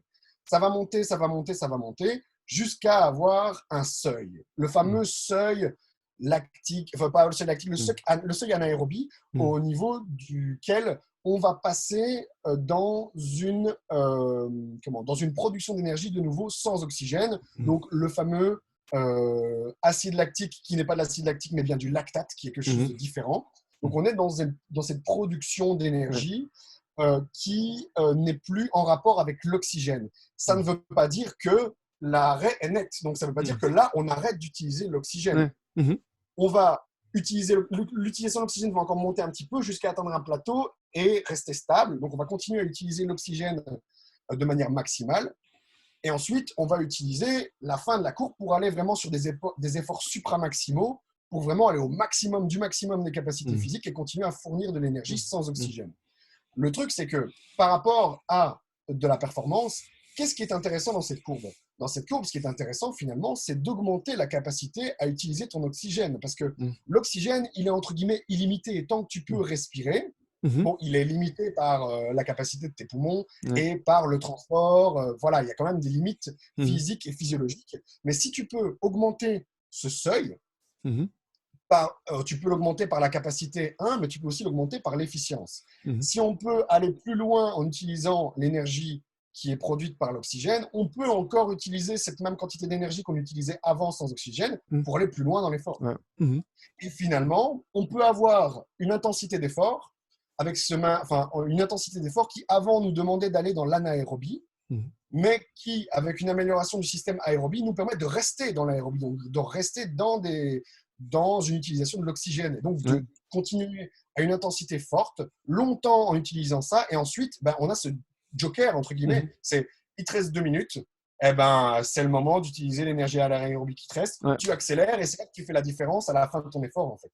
Et donc, il y a cet effet, donc l'entraînement nous montre qu'on augmente la capacité aérobie, mais cette efficience aérobie qu'on pourrait améliorer via une respiration efficiente de nouveau, donc c'est-à-dire essayer d'utiliser un maximum de l'oxygène qu'on a entre guillemets respiré, transporter, d'abord il y a la barrière des poumons, donc essayer de faire passer un maximum de cet oxygène dans le sang et puis le délivrer comme la poste dans tout l'organisme. Et donc essayer aussi au niveau des mitochondries d'avoir plus d'oxygène, que l'hémoglobine transporte plus d'oxygène, mais ça c'est des sujets qui sont un petit peu plus compliqués parce que l'hémoglobine transporte à la fois l'oxygène mais le CO2. Le CO2 qui est donc un déchet de ce métabolisme aérobie. C'est à la fois un déchet, mais c'est aussi pour Brian McKenzie un indicateur du taux de stress. Et donc pour lui, plus tu as de CO2 dans ton organisme, plus tu es stressé, parce que donc il essaie de lier un petit peu sa respiration, de mal respirer, l'accumulation de CO2, le stress et un petit peu cette régulation du système nerveux neurovégétatif. Et donc, du coup, ce qui est intéressant là-dedans, c'est qu'il se base vraiment sur la tolérance au CO2. Donc, lui, par exemple, son test de stress, c'est un test de tolérance au CO2. Ça consiste à quoi ? Ça consiste à se dire que, voilà, en fait, je vais faire 3 grandes inspirations. Donc, je vais inspirer par le nez, expirer 3 fois. Donc, je vais essayer de mobiliser un maximum mes poumons, les préparer. Ensuite, je vais prendre une inspiration max. Et pour calculer sa tolérance au CO2, on va essayer d'expirer le plus longtemps possible. Et tu vas mesurer ce temps d'expiration. Plus ton temps d'expiration est long, plus ta tolérance au CO2 est importante. Donc, lui, il va considérer que ta tolérance au stress aussi est importante. Mais ça peut aussi dire, comment je me sens stressé aujourd'hui. Il corrèle aussi le fait donc, par exemple, pour lui, pour savoir, on utilise des questionnaires pour le stress et pour la qualité de vie. Il utiliserait ça, par exemple, pour essayer de corréler le temps d'expiration pour son test de tolérance au CO2 avec comment je me sens. Je me sens stressé aujourd'hui. Il corrèle un petit peu ça, au fait, avec la diminution de cette performance au test de CO2, en fait. Et ce test de tolérance au CO2, ça vient d'où ? Ça vient de l'apnée, en fait. Et donc, Brian McKenzie, pour lui, un des moyens d'améliorer cette utilisation de l'oxygène, c'est d'être capable de fonctionner avec moins d'oxygène. Donc, il va chercher des exercices d'apnée, il introduit des exercices d'apnée dans ses entraînements. Et en fait, il a été aussi inspiré par rapport au fait que le fameux Zatopek, qui est donc un grand coureur qui a été bon, c'était un grand champion de manière. Il était bon sur piste et dans les marathons. C'était un athlète très complet en termes de métabolisme énergétique en course à pied et en athlétisme. Ce qui est intéressant chez lui, c'est que on a accès à tous ses carnets, il a noté tous ses entraînements. Et en fait, Zatopek faisait du fractionné en hypoxie, donc c'est-à-dire en apnée. Donc il essayait d'utiliser le moins possible l'oxygène. Donc il se dit, voilà, je vais oxygéner mon système au maximum, je vais prendre une expiration, je vais vider mes poumons et je vais y aller. Et je vais voir combien de mètres je fais sur de l'intervalle, par exemple. Et son but, c'est de chaque fois d'aller plus loin avec moins d'oxygène possible. Dès lors, on peut dire que l'efficience augmente vu qu'avec moins d'oxygène, il arrive à faire plus d'efforts. Donc, c'est un autre moyen. C'est un moyen qui pourrait nous permettre aussi de gérer mieux nos efforts et d'essayer d'aller un peu plus loin dans nos efforts de tous les jours et d'améliorer un petit peu donc, tous ces systèmes énergétiques en sachant du coup que l'oxygène, tant qu'on peut respirer, on peut en amener. Donc, c'est très intéressant de rester dans ces filières-là. Et du coup, je me suis un peu perdu là-dedans.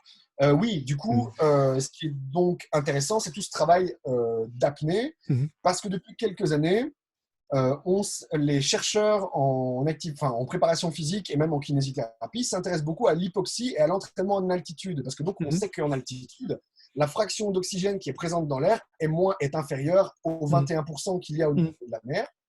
Et donc, du coup, il y a moins d'oxygène nécessaire. C'est donc plus difficile de faire des efforts. Et donc, en entraînant ces athlètes en altitude ou alors dans des chambres hypoxiques qui simulent la fraction d'oxygène dans l'air de l'altitude, on les entraîne justement à utiliser moins d'oxygène pour des efforts aussi importants ou plus importants, enfin pas plus importants, mais des efforts aussi importants qu'ils ne feraient avec une fraction d'oxygène qu'ils auraient hors de la chambre ou à altitude zéro. Donc c'est très compliqué parce que ça prend beaucoup de thèmes, beaucoup de choses et beaucoup de concepts ensemble, mais ça reste très cohérent. Donc voilà, ça m'intéresse beaucoup. Notamment ici, on avait fait un petit article justement avec Mathieu et pour CrossFit Nivelles concernant le fait que la haute intensité n'était pas forcément à prescrire entre guillemets en cette période de virus, parce que le fait d'avoir le virus et d'être à haute intensité, ça pouvait affaiblir notre cœur et avoir des conséquences néfastes pour nous. Du coup, ce qui était intéressant, c'est que donc il y avait un médecin qui disait que rester à 80%, c'était intéressant. Cette respiration nasale peut nous permettre aussi d'être à ces fameux 80%. Je ne sais plus quelle étude montrait ça, mais donc il nous disait que oui, pour les personnes, des personnes entraînées, ils pouvaient monter à plus de 80% en respiration par le nez, mais globalement, en respirant par le nez, pour quelqu'un de non entraîné, on pouvait monter à des intensités jusqu'à 75 à 80% de sa capacité maximale. Donc voilà, c'est un petit résumé qui n'est pas un résumé parce que finalement, ça dure quand même assez longtemps, mais ça fait interférer tellement de systèmes que c'en est un peu compliqué. Mais que du coup, ce qu'il faut retenir, c'est que la respiration peut être très intéressante à la fois pour la gestion du stress, à la fois pour la performance et pour sa santé. Donc, c'est quelque chose qui peut être très intéressant de faire des exercices de respiration. On a aussi notre ami Wim Hof, que les gens de CrossFit Nivelles connaissent bien maintenant depuis le début du confinement, puisqu'on les instruit sur ce sujet, qui aussi, lui c'est un peu différent, mais il rejoint quand même Brian McKenzie dans le fait que il faut stresser petit à petit l'organisme pour être capable de tolérer des stress plus intenses et d'être donc plus résilient, d'être plus résistant aux agresseurs et donc de ne pas être désarçonné au premier coup de lance. Si tu me permets cette comparaison de la joute médiévale. Ouais, c'est donc, super. C'est ce que j'aurais à dire là-dessus. Ok, c'est super intéressant. Et c'est vraiment super intéressant. Et tu sais, ce qui m'intéresse aussi là-dedans, je vais revenir à un truc que tu as dit au tout début avec la respiration et les systèmes sympathiques et parasympathiques, c'est que ça ouvre aussi tout un ensemble de perspectives sur des questions plus sociologiques ou psychologiques. Et du coup, je serais vraiment super intéressé s'il y a des études qui arrivent à lier la perception subjective du stress, c'est-à-dire les auto-évaluations, les études en auto-évaluation où les gens auto-évaluent leur niveau de stress, et par exemple leur tolérance au CO2. C'est quand on arrive à lier comme ça des études subjectives et des indicateurs objectifs, ça donne généralement des choses qui sont extrêmement intéressantes. Donc s'il y a des études là-dessus, quand elles sortiront, je serais vraiment super intéressé de les lire. Mais alors, ça va plus loin aussi au niveau sociologique. Il y a un truc que tu m'as expliqué donc sur ce switch entre les systèmes sympathiques et parasympathiques et le fait que la nature, les animaux en tout cas, y arrivent probablement mieux que nous. Un truc au niveau sociologique, c'est qu'il y a énormément de gens dans nos sociétés à l'heure actuelle qui disent qu'ils ont besoin de moments de transition en fait dans leur journée. Et c'est très très vrai au niveau de la transition, au niveau de la mobilité, si tu veux, par exemple, pas de la mobilité dont toi tu parles, qui est la Oui. mobilité de kiné, mais la mobilité en voiture, etc. Et donc, c'est les Ouais. gens qui disent qu'ils ont besoin de ce temps de trajet de retour au travail, par exemple, pour se déstresser, tu vois, pour faire ce switch qui peut peut-être durer 1 heure en voiture ou en transport en commun ou quoi, avant d'arriver chez eux et pouvoir du coup mettre leur boulot de côté après cette heure de transition. Et inversement, le matin, les gens disent parfois par rapport au télétravail qu'ils ne se sentent pas capables de commencer à travailler tout de suite chez eux, donc de se lever et puis de commencer à travailler, et qu'ils ont besoin de ce temps de trajet pour aller jusqu'au travail, dans lequel, dans ce temps de trajet, peut-être qu'ils boivent un peu de café, ils lisent un peu, ils montent un peu dans les tours, si tu veux, comme une espèce de long échauffement pour arriver à avoir le niveau de stress voulu au travail, pour faire le Je, travail qu'ils ont à je faire. vois tout à fait ce que tu veux dire parce que quand tu parles de ça, il y a des gens qui font ça. Je lève la main. Je lève Ouais. la main, mais c'est pas nouveau et c'est quelque chose que je fais encore. Bon, moins maintenant parce que, si, en fait, maintenant encore parce que comme je bouge quand même pas mal pour certaines de mes activités, notamment des consultations que je peux faire à CrossFit Dansard, donc je peux monter sur Bruxelles. Ce temps que je fais, donc c'est-à-dire que je travaille le matin, ensuite je vais l'après-midi à CrossFit Dansard. Ce temps de trajet, même si c'est à Bruxelles, ben, en fait, je suis calme, j'ai switché, je suis en mode parasympathique et je suis tranquille en fait. Et ça me permet de faire une pause, d'avoir un temps de transition. Euh, Par rapport à d'autres situations de ma vie, par exemple, quand j'étais revenu en Belgique, j'ai commencé le CrossFit, je travaillais à Valenciennes tout en habitant à Charleroi, donc je faisais mes 80 km aller et retour tous les jours. Ces 80 km, finalement, étaient nécessaires pour moi parce que j'avais 45 minutes où, le matin, j'avais mon trajet en voiture, tu as le son de la voiture qui te berce, j'allais assez tôt pour pas avoir de bouchons et je revenais, donc ça me permettait la transition. À La Réunion, j'ai eu ça aussi à un moment j'avais 30 minutes de trajet pour aller et venir. C'est exactement à ça que servait mon temps de trajet. Et par exemple, j'en parlais encore hier justement, parce que bon, comme on a repris hier avec certains patients, on a parlé de stress. Et donc, je disais aussi que des fois, une journée de travail, tu es en mode justement, bon, par exemple, hier, j'ai travaillé quasiment pendant 8 heures d'affilée. J'ai enchaîné, donc j'étais en mode survie pendant 8 heures, Ouais. j'étais en mode attentif. Et je disais que quand je fais des journées comme ça, j'ai besoin, enfin souvent je reste 20 minutes, une demi-heure encore dans mon cabinet à rien faire. Je m'assieds, je lis quelque chose, je range, mais je fais quelque chose qui ne me demande aucune charge mentale pour redescendre, donc transitionner, comme dit Brian McKenzie, et ensuite prendre ma voiture et vraiment rentrer chez moi. Ouais, Parce tout à que fait. forcément, mon temps de trajet maintenant par rapport à avant n'est plus aussi long qu'avant, donc j'ai besoin de me poser avant le temps de trajet en voiture parce qu'il n'est pas suffisant. Ouais. Et si on réfléchit à plein de choses qui sont très très en vogue à l'heure actuelle, je pense que ça répond pas mal à cette demande. C'est-à-dire qu'est-ce qu'on voit la méditation, ça c'est très très à la Oui, mode, quoi. complètement. Le yoga à la mode, tout ce qui est un peu plus spirituel aussi, qui peut prendre la forme de méditation, mais parfois un peu plus religieuse ou quoi. Et puis aussi tout ce qui est en philosophie, la philosophie qui est probablement la plus à la mode pour l'instant, c'est le stoïcisme.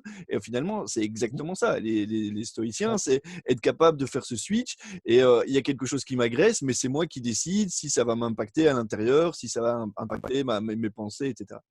Et donc, on est tout à fait là-dedans, quoi.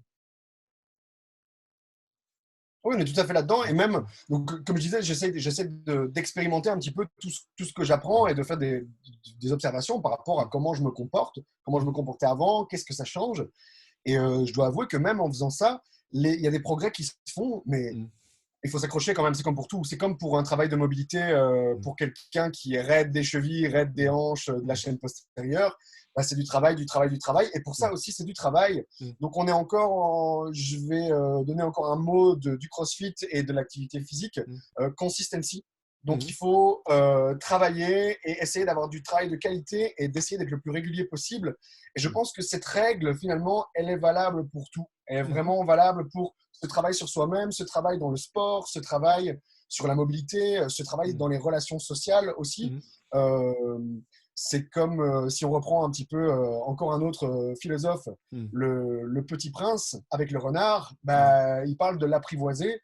C'est la consistency, c'est s'apprivoiser quelque chose, Mmh. s'apprivoiser sa pratique du crossfit, sa pratique de l'activité physique, s'apprivoiser son travail de la mobilité, s'apprivoiser Mmh. son travail de la respiration, s'apprivoiser le travail Mmh. du stress, et Ouais. même au niveau des relations sociales, s'apprivoiser les autres et s'habituer et connaître les gens, Mmh. se connaître soi-même, connaître quelle est sa réponse au stress, enfin, Mmh. connaître quelle est sa réponse automatique au stress pour Mmh. pouvoir moduler cette réponse.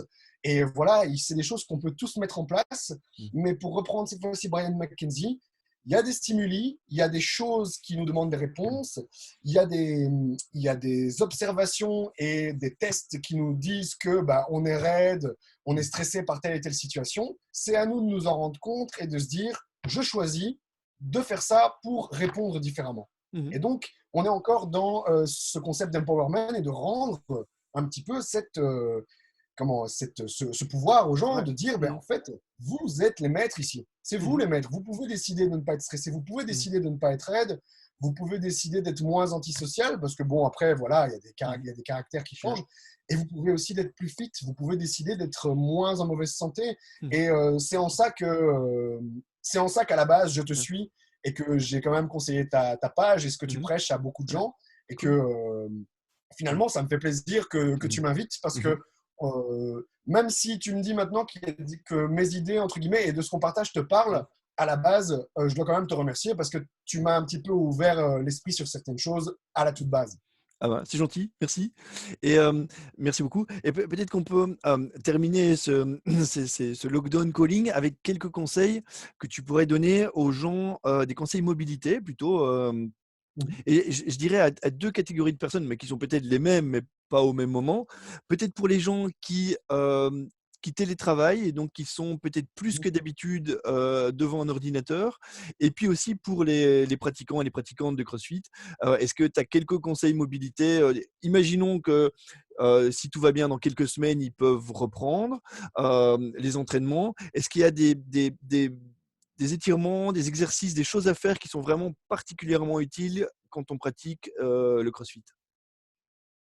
Alors, si je devais, entre guillemets, si je devais d'abord parler des gens qui font du télétravail, qui sont Mmh. beaucoup assis sur la journée, Mmh. je vais pas forcément commencer à te donner des choses compliquées, mais en fait, Mmh. le problème de la posture assise, c'est cette flexion de hanche Mmh. continue et Mmh. qui est tenue longtemps, qui va avoir tendance à nous rendre plus raides et à Mmh. raccourcir, si je peux m'exprimer comme ça, pour que tout le monde comprenne, Mmh. les psoas, qui sont donc les principaux fléchisseurs de hanche, qui vont s'insérer dans les lombaires et qui Mmh. viennent s'insérer sur le fémur à Mmh. l'intérieur, et qui vont donc nous permettre de faire cette flexion de hanche.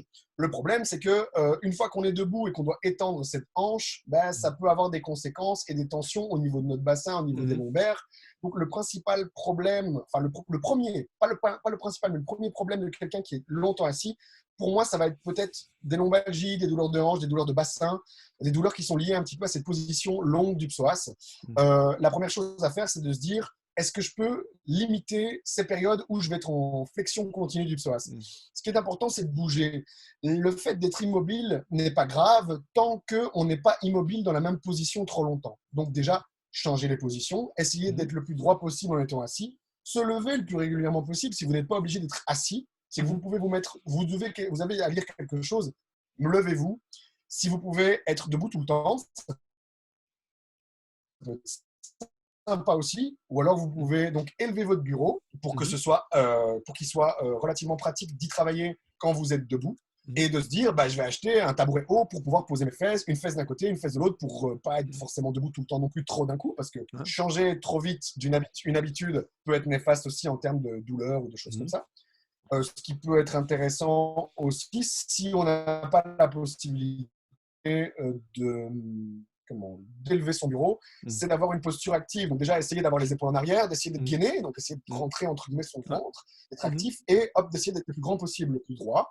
Donc on en revient à ce fameux conseil que tous les médecins d'il y a 20 ans nous disaient, ou nos parents, allez, tiens-toi droit, arrête d'être Mmh. voûté en avant, parce que finalement, cette position assise va aussi enrouler notre colonne vertébrale en flexion, ramener nos épaules vers l'avant, et donc si jamais la Ouais. tête, elle suit la colonne vertébrale, bah, elle va nous permettre de regarder vers le bas.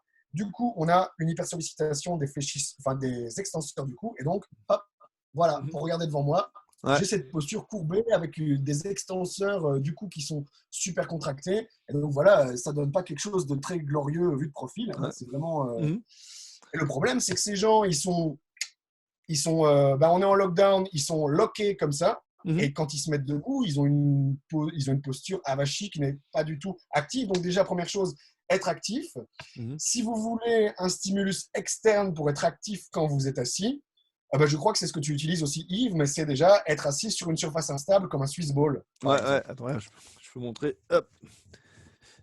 Et hop, voilà. Voilà, une petite balle qui Euh, roule. Comme ça, vous êtes obligé d'avoir un contact au sol ouais, et vous devez donc être stable tout le temps. En étant stable, vous avez une certaine activation posturale qui fait que vous n'allez pas totalement vous avachir. Il va falloir ouais. rester quand même relativement droit pour pouvoir tenir stable. Sinon, hop, vous allez glisser droite-gauche et vous allez vous casser la gueule. Mhm. Donc, ça serait un petit peu la première chose à faire. Si je devais te donner des étirements ou alors des postures, c'est simple. Pour celui qui est comment, avachi vers l'avant, Mhm. en fait, il va falloir déjà se redresser. Il va falloir essayer d'être droit, tirer les épaules vers l'arrière. Et pour cette tête qui est un peu en avant, en fait, le guide, ça va être de se dire de rentrer le menton. Donc, Mhm. on va venir rentrer le menton comme ça. Donc, Ouais. on ne va pas faire ça. Ça, c'est une extension en plus. On est comme ça. On va rentrer le menton, tirer les épaules en arrière. Et donc, du coup, après, gainer, ça va nous permettre déjà donc d'ouvrir cette cage thoracique, de mieux respirer de Mhm. 1. Et Ouais. ensuite, au niveau des psoas, il faudrait peut-être faire des petits étirements, des petits travails de mobilisation actifs, travailler les rotations, donc essayer de travailler parce que donc du coup, nous en mobilité avec Mathieu, ce qu'on aime faire, c'est donc travailler un petit peu en passif, parce que il faut quand même il faut quand même Mhm. travailler les amplitudes telles qu'elles sont, mais surtout maîtriser ces amplitudes. Et Mhm. donc essayer d'avoir un certain contrôle moteur sur des mouvements qui peuvent être aussi accessoires au niveau des articulations, et de se dire bon, voilà, je vais faire des flexions actives, essayer d'aller Mhm. au maximum de ce que je peux, de ce que mon amplitude articulaire passive me permet en actif. Mhm. J'essaye de maîtriser la majorité de mon amplitude articulaire en actif. Donc, Mhm. il y a plein de vidéos qui circulent sur Internet, entre guillemets, dont 3 vidéos qu'on a faites avec Mathieu récemment pendant le lockdown, Mhm. où on a couvert justement des sujets qui pourraient être intéressants pour les crossfitters. Donc pour le moment, ce qu'on a fait, c'est qu'on a fait une vidéo pour la mobilité d'épaule, on a fait Mhm. une vidéo pour la mobilité de hanche et une vidéo pour la mobilité de cheville. Mhm. Alors, il faut savoir que les 3 zones les plus fréquemment blessées en CrossFit, ce sont les épaules, les genoux et les lombaires.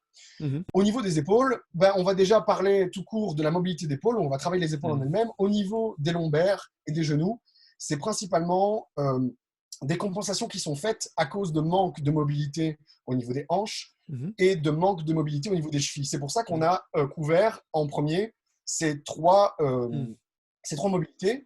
Donc, pour les crossfitters qui veulent travailler leur mobilité, on vous a mis déjà, par exemple, sur notre blog, sur notre site internet, mais qui sont des vidéos qui sont hébergées sur YouTube. Ces vidéos qui donc, sont un mélange de mobilisation passive, mobilisation active, donc maîtriser et avoir du contrôle moteur dans Mhm. la majorité de ces amplitudes, et de la stabilisation, parce que finalement, c'est la première chose avant de bouger, c'est d'être capable de stabiliser l'intégralité de son système Mhm. moteur et d'être capable de respirer en maintenant des positions. Mhm. Donc, on a essayé de couvrir sur nos séances ces Ouais. 3 aspects euh, que peut comporter le travail de mobilité Mhm. au préalable, Ouais. avant de commencer vraiment à bouger de manière et travailler la Mhm. force, la vitesse et des choses comme ça.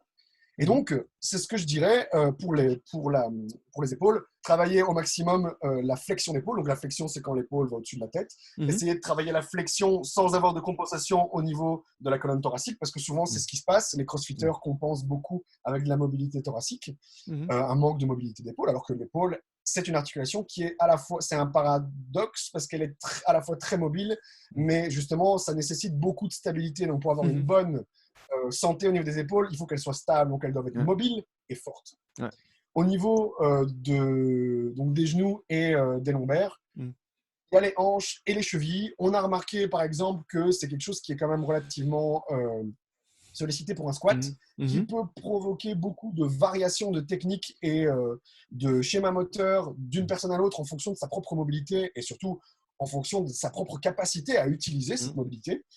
Et donc, du coup, travailler la cheville, simplement, hein, travailler la flexion de cheville. Donc, on a la Ouais. jambe ici, travailler en Mhm. dorsiflexion, donc c'est-à-dire quand le pied se rapproche du tibia. Mhm. On peut travailler aussi activement, donc c'est-à-dire de se dire, bah, je vais ramener mon pied vers moi, ce qu'on Mhm. a couvert aussi dans les vidéos. Mhm. Au niveau des hanches, on va dire que souvent, les gens ont ce problème de position assise, parce que même s'ils sont sportifs, Mhm. ils ont passé leur majorité du temps assis, la majorité de leur vie Mhm. assis, ne serait-ce qu'à l'école. Pour Ouais. moi, un des problèmes de la scolarité, Mhm. outre le fait qu'ils n'arrivent pas forcément à intéresser tous les élèves, c'est Mhm. déjà un premier point qui est dommage. Mhm. Le deuxième point, c'est qu'on oblige les élèves à s'asseoir et on leur dit ne bouge pas. Ouais. Ok, qu'est-ce que ça donne? Ça donne donc ces rétractions au niveau des fléchisseurs de hanches, Mhm. ça donne cette incapacité à recruter ses fessiers, alors que les Mhm. fessiers sont un muscle qui est très actif au niveau Mhm. de la posture aussi.